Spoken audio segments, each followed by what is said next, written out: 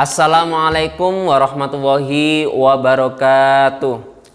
Anak-anakku sekalian, bertemu lagi dengan Ustadz Hasan. Kali ini Ustadz mau menjelaskan tentang pelajaran kita, yaitu Al-Islam kelas 2A, B, C, dan D. Bahwa Ustadz Hasan akan menerangkan tentang 10 golongan yang sholatnya tidak diterima oleh Allah Subhanahu wa Ta'ala. Sebagai berikut. Nabi Muhammad SAW bersabda, A'udzubillahi minasyaitonirrajim, Bismillahirrahmanirrahim. Asraflu nafarin la yuqbalallahu ta'ala sholatahum. 10 golongan itu yang pertama adalah orang laki-laki yang sendirian, yang sholatnya tidak membaca surat Al-Fatihah. Artinya apa?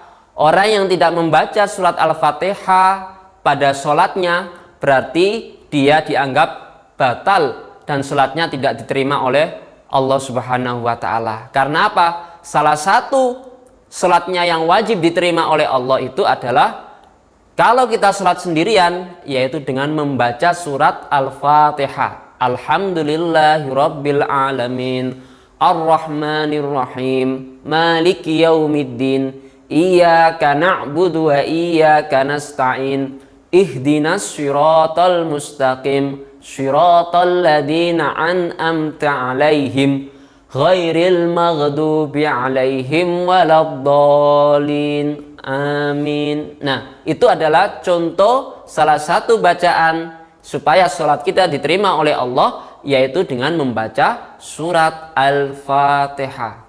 Kemudian yang nomor 2 yaitu apabila kita sholatnya tidak diterima oleh Allah Subhanahu wa Ta'ala, apa? Yaitu orang laki-laki yang tidak menunaikan zakatnya. Artinya apa? Dia punya uang, dia punya harta, tetapi dia tidak memberikan zakatnya kepada orang lain, orang fakir miskin, maka jangan harap sholatnya itu diterima oleh Allah Subhanahu wa Ta'ala. Seperti dalam surat Wailul lil musyrikin alladzina la yu'tuna zakah. Artinya apa? Celaka bagi orang-orang musyrik. Karena apa? Mereka tidak menunaikan zakatnya, tidak mengeluarkan zakatnya. Itu termasuk golongan orang-orang musyrik. Selanjutnya yang nomor 3 adalah seorang yang menjadi imam sholat sedangkan jamaahnya tidak senang terhadapnya. Karena apa?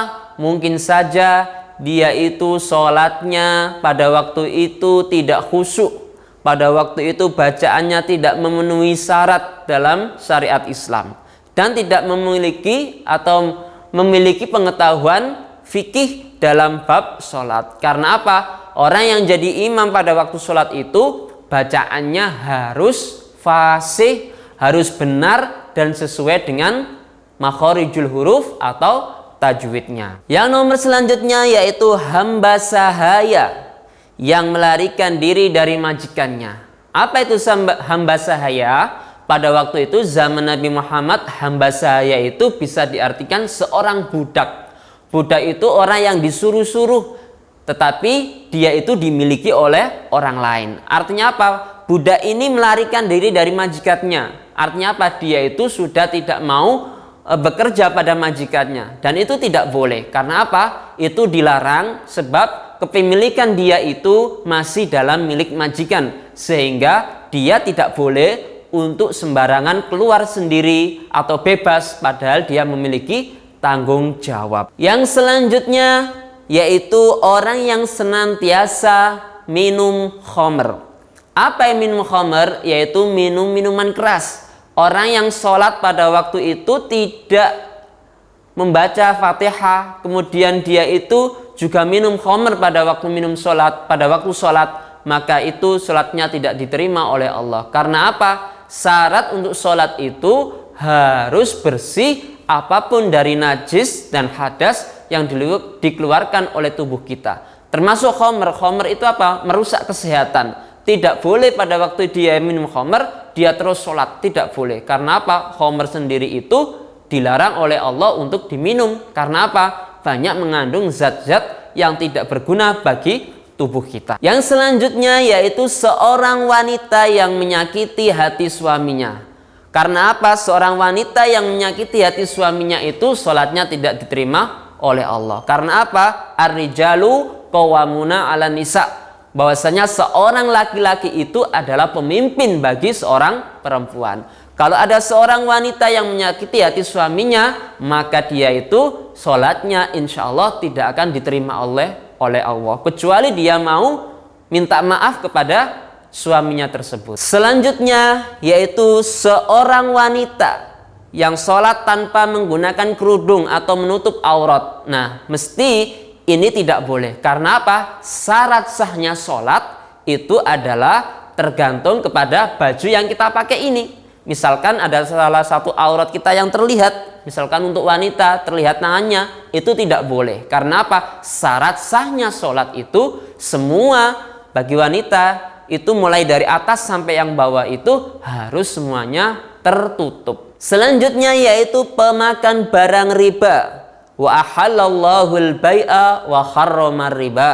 Bahwasanya Allah itu menghalalkan segala jual beli, akan tetapi Allah itu melarang orang yang memakan harta riba. Riba itu apa? Sesuatu yang kita makan dari hasil yang tidak baik. Contohnya kita memberikan pinjaman uang, terus uang itu kita harus dikembalikan 2 kali lipatnya. Itu tidak boleh. Karena apa? Hal-hal yang seperti inilah yang nanti merusak agama kita. Karena apa? Agama kita itu menyuruh supaya memakan barang atau minuman yang halal-halal saja. Karena apa? Sesuatu yang haram yang kita makan nanti itu akan dipertanggungjawabkan oleh Allah Subhanahu wa taala. Oleh karena itu sifat itu dilarang. Yang selanjutnya yaitu pemimpin yang zalim. Siapa pemimpin yang zalim? Yaitu pemimpin, presiden atau segala macamnya yang dia itu memerintahkan kepada rakyatnya supaya berbuat jahat, berbuat yang tidak baik, itu tidak boleh. Karena apa? Zalim itu keluar dari jalan kebenaran.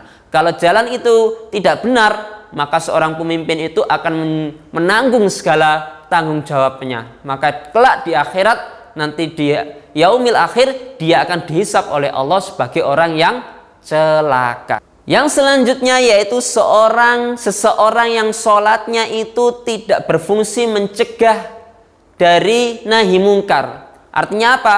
Dia itu tetap sholat, tetapi sholatnya ini tidak berpengaruh apapun dalam kehidupannya. Ini tidak boleh. Karena apa? Sholat itu adalah untuk merubah sikap seseorang jadi yang lebih baik. Dari yang buruk akan menjadi lebih baik. Itu adalah tujuan sholat. Karena apa? Sholat itu hakikatnya adalah menyambung antara diri kita dengan Tuhan kita, yaitu Allah. Artinya apa?